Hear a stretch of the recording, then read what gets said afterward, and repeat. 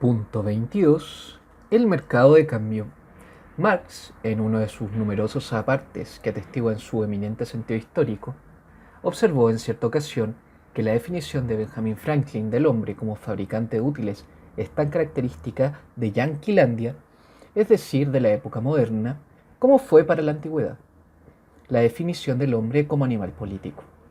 La verdad de esta observación radica en el hecho de que la época moderna fue como un intento de excluir al hombre político, es decir, al hombre que actúa y habla de la esfera pública, semejante a la exclusión que la antigüedad hizo del Homo faber. En ambos casos, dicha exclusión no era esperada, como lo fue la de las clases laborantes y desprovistas de propiedad hasta su emancipación en el siglo XIX.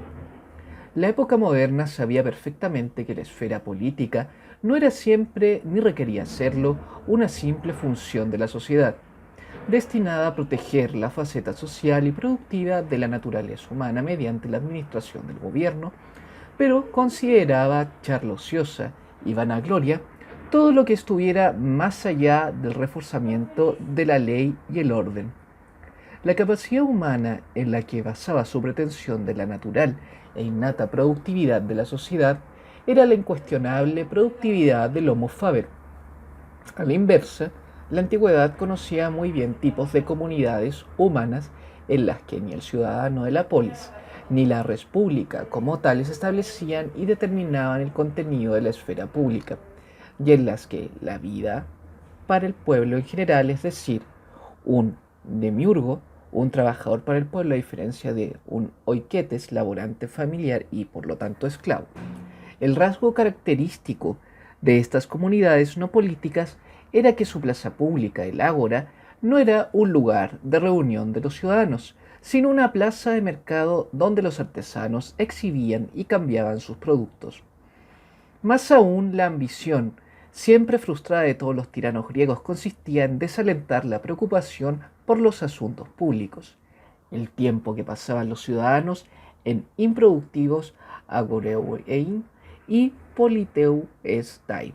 y transformar el ágora en un conjunto de tiendas semejantes a los bazares del despotismo oriental. Lo que caracterizaba a estas plazas de mercado, y más adelante caracterizó a los barrios comerciales y artesanos de las ciudades medievales, era que la exhibición de productos para la venta iba acompañada de la exhibición de su producción. La producción conspicua, si se nos permite variar el término de Veblen, es, de hecho, un rasgo no menor de una sociedad de productores, que el conspicuo consumo lo es de una sociedad de laborantes. A diferencia del animal laborans, cuya vida social carece de mundo, y es semejante al rebaño y que, por lo tanto, es incapaz de establecer o habitar una esfera pública mundana, el Homo faber está plenamente capacitado para tener una esfera pública propia,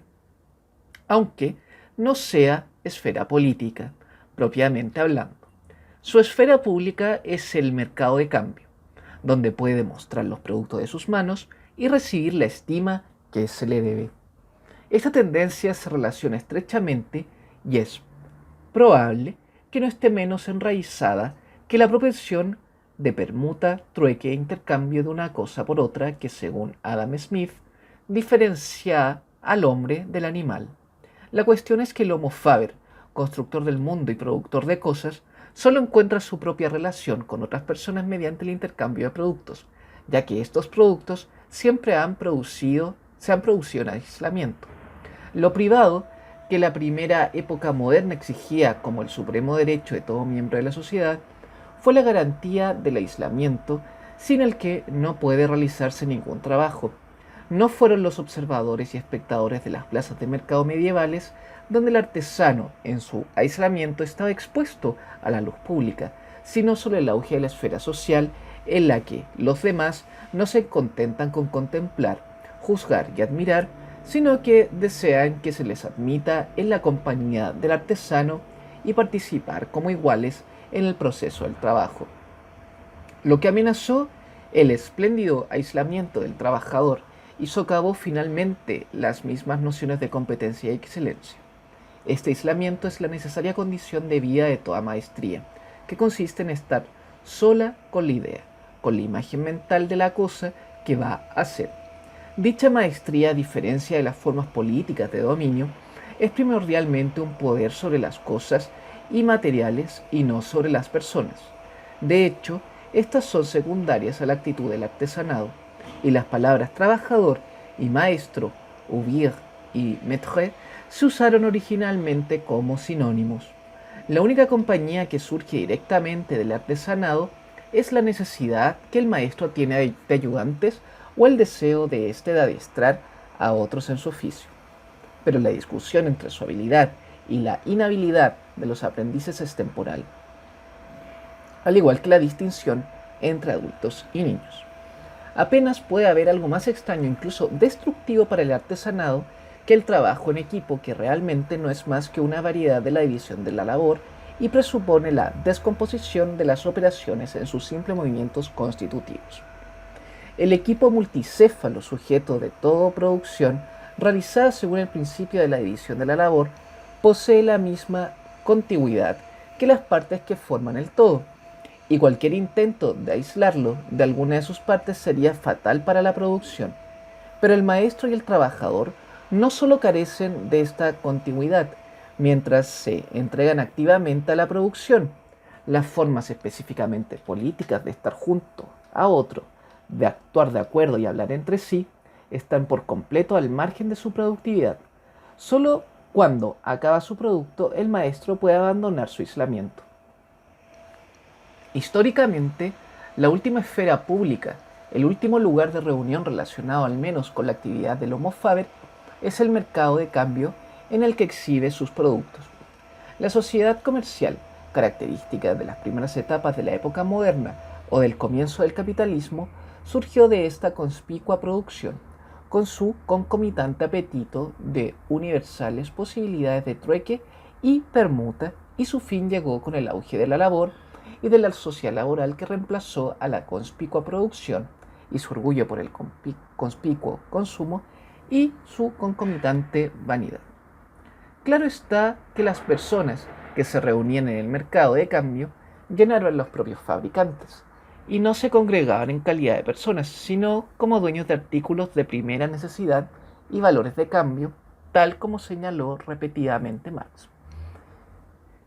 En una sociedad donde el cambio de productos se ha convertido en la principal actividad pública, incluso los laborantes, debido a que se enfrentan a dueños de dinero o de artículos de primera necesidad, pasan a ser propietarios, dueños de su propia fuerza de labor. Solo en este punto se inicia la famosa autoalienación de Marx, la degradación de los hombres en artículos de primera necesidad, y dicha degradación es característica de la situación de la labor en una sociedad productora que juzga a los hombres no como personas, sino como productores, según la calidad de sus productos. Una sociedad laborante, por el contrario, juzga a los hombres de acuerdo con las funciones que realizan en el proceso de la labor. Mientras que a los ojos del Homo faber la fuerza de la labor es solo el medio para producir el fin necesariamente más elevado, es decir, ya un objeto de uso o de cambio, la sociedad laborante concede a la fuerza de la labor el mismo alto valor que reserva la máquina. Dicho con otras palabras, esta sociedad es solo aparentemente más humana, aunque es cierto que bajo sus condiciones el precio de la labor humana asciende a tal extremo que puede parecer de más valor y más apreciable que cualquier material o materia. De hecho, lo único que hace es prefigurar algo aún más valioso, o sea, el funcionamiento más suave de la máquina, cuyo tremendo poder de elaboración primero uniforma y luego desvaloriza todas las cosas al considerarlas bienes de consumo. La sociedad comercial o el capitalismo, en sus primeras etapas, cuando aún poseía un vehemente espíritu competitivo y adquisitivo,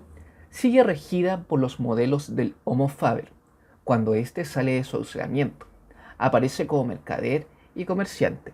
y establece el mercado de cambio. Dicho mercado ha de existir antes del auge de la clase manufacturera, que entonces produce exclusivamente para el mercado.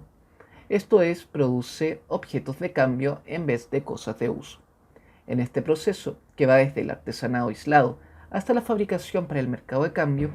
el producto acabado modifica de algún modo su cualidad, pero no por completo. El carácter duradero, que determina si una cosa existe como cosa y perdura en el mundo como entidad diferenciada, sigue siendo el criterio supremo, aunque ya no hace una cosa adecuada para el uso, sino para el almacenarla de antemano con destino al futuro cambio. Esta es la modificación cualitativa reflejada en la distinción corriente entre uso y valor de cambio, con la cual éste se relaciona con el primero como el mercader y comerciante lo hacen con el fabricante y manufacturero, en la medida que el Homo faber fabrica objetos de uso, no solo los produce en privado aislamiento, sino que también para uso privado, y así aparecen y emergen en la esfera pública cuando se convierten en artículos de primera necesidad en el mercado de cambio. Se ha observado con frecuencia y por desgracia se ha olvidado a menudo que el valor, al ser una idea de proporción entre la posesión de una cosa y la posesión de otra, la concepción del hombre, siempre significa valor de cambio, porque solo es en el mercado de cambio en el que todo puede permutarse por otra cosa. Donde todas las cosas sean productos de la labor o del trabajo, bienes de consumo u objetos de uso, necesarias para la vida del cuerpo o convenientes para la vida de la mente, se convierten en valores. Este valor consiste solamente en la estima de la esfera pública, donde las cosas aparecen como artículos de primera necesidad y ni la labor, el trabajo, el capital, el beneficio o el material concede tal valor al objeto, sino solo y exclusivamente la esfera pública, donde aparece para ser estimado, solicitado o despreciado. Valor es la cualidad que una cosa nunca puede tener en privado, pero que lo adquiere automáticamente en cuanto aparece en público. Este valor comerciable, como lo designó muy claramente Locke, nada tiene que ver con la intrínseca valía natural de algo, que es una objetiva cualidad de la propia cosa, al margen de la voluntad del comprador o vendedor, algo unido a la cosa existente tanto si gusta como si no gusta y que debe reconocerse. Este valor intrínseco de una cosa solo puede modificarse mediante el cambio de la propia cosa. Se rebaja el valor de una mesa si le cortamos una pata, mientras que el valor comerciable de un artículo de primera necesidad se modifica por la alteración de una proporción que este artículo tiene respecto a alguna otra cosa. Dicho con otras palabras, los valores, a diferencia de las cosas, actos o ideas, nunca son los productos de una específica actividad humana, sino que cobran existencia siempre que cualquiera de tales productos se llevan a la siempre modificada relatividad de cambio entre los miembros de la sociedad. Nadie, como acertadamente señaló Marx, produce valores en su aislamiento, y nadie puede haber añadido, se preocupa de ellos en su aislamiento. Las cosas, ideas o ideales morales solo se convierten en valores en su relación social. La confusión de la economía clásica y la todavía mayor confusión que surge del empleo de la palabra valor en filosofía se debe originalmente al hecho de que la más antigua palabra valía, que aún se encuentra en Locke, se suplantó por la aparentemente más científica expresión valor de uso. También Marx aceptó esta terminología y, de acuerdo con su repugnancia por la esfera pública, vio en el cambio de valor de uso por el valor de cambio el pecado original del capitalismo. Pero contra estos pecados de una sociedad comercial, donde en efecto el mercado de cambio es el lugar público más importante y por lo tanto toda cosa pasa a ser un valor comerciable, un artículo de consumo, Marx no citó la intrínseca valía objetiva de la cosa en sí. En su lugar puso la función que las cosas tienen en el proceso del consumidor de la vida humana, que no conoce objetiva e intrínseca valía ni subjetivo y socialmente determinado valor. En la igual distribución socialista de todos los artículos, entre todos los que laboren, cada cosa tangible se disuelve en simple función en el proceso de regeneración de la vida y de la fuerza de labor. Sin embargo, esta confusión verbal solo nos cuenta una parte de la historia. El motivo de que Marx retuviera con terquedad la expresión valor de uso y sus numerosos y futiles intentos para encontrar una fuente objetiva, tal como labor, tierra o beneficio, para el nacimiento de valores, fue que a nadie le resultaba fácil aceptar el simple hecho de que no existe valor absoluto en el mercado de cambio, que es la esfera propia de los valores, y que buscarlo es intentar la cuadratura del círculo, la muy deplorada devaluación de todas las cosas, es decir, la pérdida de todo valor intrínseco, comienza con su transformación en valores o artículos de primera necesidad, porque a partir de ese momento solo existen en relación con alguna otra cosa que pueda adquirirse en su lugar. La relatividad universal, o sea que una cosa solo existe en relación con otras cosas, y la pérdida de valor intrínseco, o sea que nada posea un valor objetivo independiente de las primeras mudables estimaciones de la oferta y la demanda, son inherentes al propio concepto de valor. La razón de que este desarrollo, que parece inevitable en una sociedad comercial, se convirtiera en fuente de inquietud y finalmente constituyera el principal problema de la nueva ciencia de la economía, no era la relatividad como tal, sino el hecho de que el Homo faber, cuya actividad global está determinada por el empleo constante de patrones, medidas, normas y modelos, no podía soportar la pérdida de modelos o patrones absolutos, porque el dinero, que sin duda sirve como denominador común para la variedad de cosas con el fin de que puedan cambiarse entre sí, en modo alguno posee la independiente y objetiva existencia que trasciende a todos los usos y sobrevive a toda manipulación, que posee el modelo o cualquier otra medida con respecto a las cosas que se supone que va a medir, y a los hombres que las manejan. Esta pérdida de modelos y normas universales, sin las que el hombre no hubiera elegido el mundo, la captó ya Platón en la propuesta de Protágoras de establecer al hombre fabricante de las cosas y al uso que hace de ellas como suprema medida. Esto muestra la estrecha relación de la relatividad del mercado de cambio con la instrumentalidad que surge del mundo del artesanado y de la experiencia de fabricación. La primera se desarrolla sin rupturas y de manera consistente a partir de la segunda. No obstante, la réplica de Platón, no el hombre, sino un dios es la medida de todas las cosas, sería un gesto vacío y moralizante si fuera realmente verdad, como da por sentado la época moderna, que la instrumentalidad, bajo el disfraz de la utilidad, gobierna la esfera del mundo acabado tan exclusivamente como rige la actividad, mediante la que el mundo y todas las cosas que contiene cobran existencia.